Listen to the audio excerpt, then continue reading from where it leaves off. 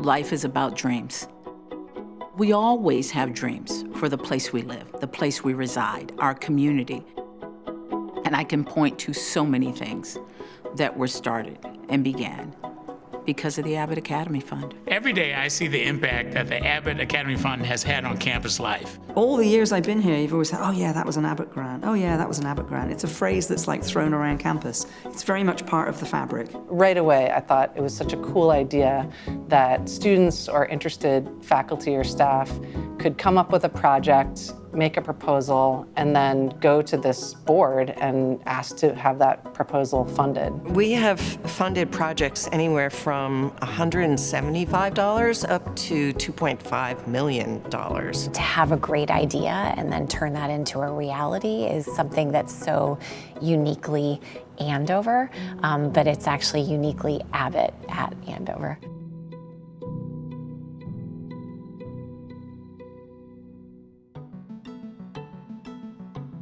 Abbot was ahead of its time. The women really viewed themselves as part of a community, and the education and the administration that surrounded us really supported us in that. The academic standards were high, and we had to work hard, but there was such support from friends. There was a lot of guidance, a lot of love. The idea wasn't to be, quote, well-rounded. The idea was to be excited by it all. Of course, there's a spirit, and it's very tight with the class of '73, who amplified it because they knew it was going to be the last. I remember sitting around the board table when the merger decision was made, discussing what would happen. I have this memory of the headmaster Gordon and having a meeting where we really expressed how we felt about the merger. We were rightly fearful that everything that was special about here was going to be lost. As Abbot trustees, we really wanted Abbot's spirit and Abbot's values to be carried into the new coeducational school. So we decided that we would take $1 million of Abbott's unrestricted endowment and form the Abbot Academy Association, which is now known as the Abbot Academy Fund. The idea was to have Abbot Academy alive and well as a funding agent within the new institution to say, well, if a new idea comes up and it sounds like Abbot Academy would do it, let's do that. Mary Howard Nutting was called Mindy, and Beverly Brooks Flo, Bev Flo, they were certainly drivers of it. Mel Chapin was the Abbott board chair, and Phil Allen was on our board as well, and they were also instrumental. Those 4 people were the creators of the Abbott Academy Fund. I know now, 50 years down the road, they would be astounded at what this fund has become. The grants came in, and we were all experimenting with it. The one I remember best is the funding for Graham House. They funded a lot of things in CAMD, Women's Forum, the Brace Center. The Abbotts funded my research and development in 1985 and 1986 of Andover Breadloaf.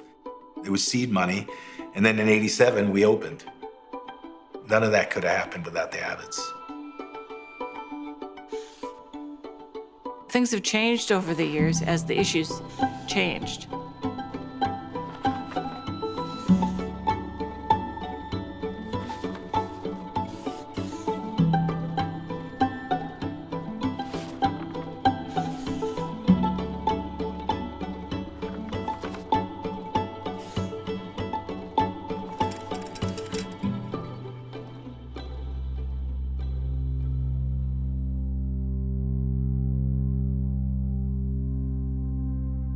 Dance, it's not only a form of expression, but it is the place where your mind and your body and your heart all come into sync.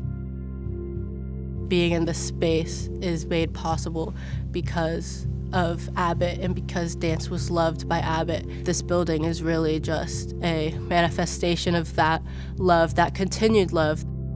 That Abbott's provided the message that dance matters. The Abbot Academy Fund allowed us to take a couple of our wrestlers for a couple of years out to Oklahoma City to test themselves on the national stage. When we started from having maybe 2 or 3 girls annually on the team, and now we have 20, I absolutely believe that the Abbot Academy Fund helped in terms of visibility, accessibility, and inclusivity in the sport. In astronomy, the equipment you have determines the kinds of projects you can do. With the Abbot Academy Fund, we were able to really get something that was a kind of spectacular replacement for the camera we already had. Drumline has the Abbot Academy Fund to thank absolutely for its existence today. The main goal was that we just wanted to learn what the American people thought, and polling was the mechanism to make that happen. We actually got 2 Abbot Academy Fund grants. The first was in November of 2021. They didn't know if it was possible or not the first time, so they gave us a partial grant, which we were grateful for because we were able to make it work sort of as a proof of concept, and then they gave us the remainder of the grant, so we were actually able to continue out polling throughout the election cycle. The first all-gender restrooms on this campus were because of a student applying for an Abbott grant. It was because a student saw a need that other people weren't ready to see. In 2008, at the beginning of the Great Recession, the Abbot Academy Fund stepped up with a leadership gift to infuse the financial aid budget. Without the support and loyalty of the Abbot Academy Fund, the Board of Trustees may not have had the confidence to commit to sustaining the Need Blind Admission Initiative. I think Abbot Academy has always looked toward things like social justice.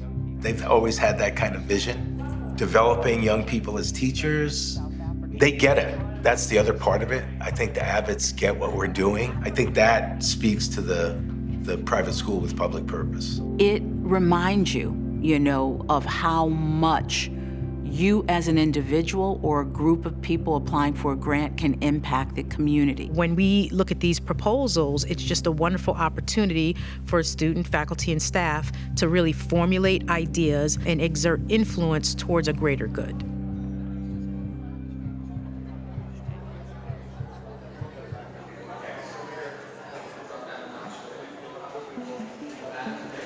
My name is Morrow, I'm class of 2003. I live in Charlestown, Massachusetts. You need to actually want to do something that you don't see happening already, that you see there's a need for it. Students need to be able to present themselves and present their ideas. Not just the what, but the why. Why should you fund me? Really needs to be 2 minutes. So you really need to be clear about what you want to say. After COVID and online school, we really felt there was an organic need to come together. Despite the differences in languages, cultures, traditions, the one true language we all comprehend is music. Hair can encompass so much. Being on Curly Hair Club, applying for this grant, it's rooting for the people in this club to embrace that part of their identity.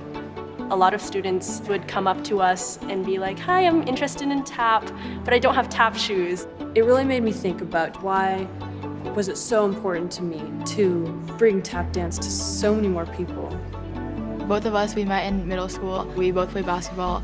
Coming to campus here as freshmen, we realized that there was really no outdoor basketball option. A basketball court is no small project. We were thinking about maybe going through athletics, but in the end, a basketball court wouldn't really fit the athletics budget, and we needed something bigger. Hi, I'm Nathan Bichard, class of 2024. And I'm Izzy Ann, class of 2024. This is our proposal for a community basketball court. This video is a real-life scenario that highlights the need and proposes our solution, which emulates the Abbott values of innovation and boldness. Good evening, everyone. I will be presenting the all-student performance of Mozart's Requiem project. Hello, Abbott Academy Fund Board. My name is Mei Ling. And I'm Dorothy. And we are the co-heads of Footnotes, Andover's one and only tap club. So Curly Hair Club had its first meeting a little while ago. Tula and I heard that a lot of people felt lost, confused, even embarrassed about the state of their hair. Andover is a place to explore and try new things, but that's really hard if you can't afford the equipment. We put out a poll on Instagram and found that 60% of students could see themselves using the court. We are looking to request a library of tap shoes for our club in the wider Andover community. With the help of the Abbot Academy Fund, we'd be able to have much more interactive meetings. Thank you very much. Thank you. Thank you. Thank you. Thank you.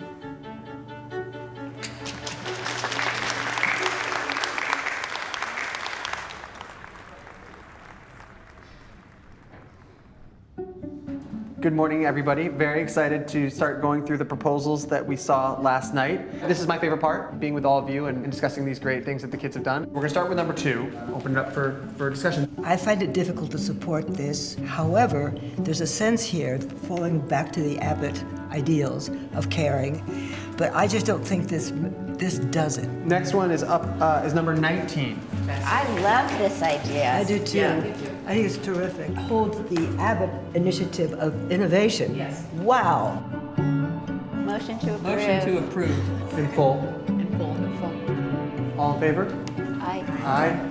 Unanimous. Okay. We're going to number 11 here. This is the Tap, Shoe, and Tap Boards Lending Library. It's all continued the way we dreamed it would. Abbott's spirit and caring and love for its students has carried through for 50 years. A lot of people have worked very hard to make it successful. I move to approve. All in favor? Aye. For a student, what a wonderful thing to know that there's a way for an idea to come to fruition. All in favor? Aye. Aye. As soon as they took the ropes off at the beginning of school, I don't think I ever walked by the court and didn't see someone playing on it. That's like the best feeling. And looking at the Abbott values, creating something that was gonna last 20, 30 years. It's immense what the Abbot Academy Fund has done for Phillips Academy. I can't enumerate all the grants that have been given, all the students who've participated and been challenged. It's pretty incredible. I had grown my wings here at Abbott.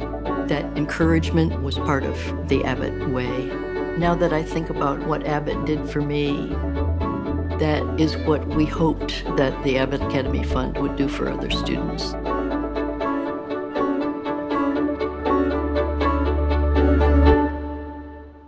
Abbott's there, and I feel it.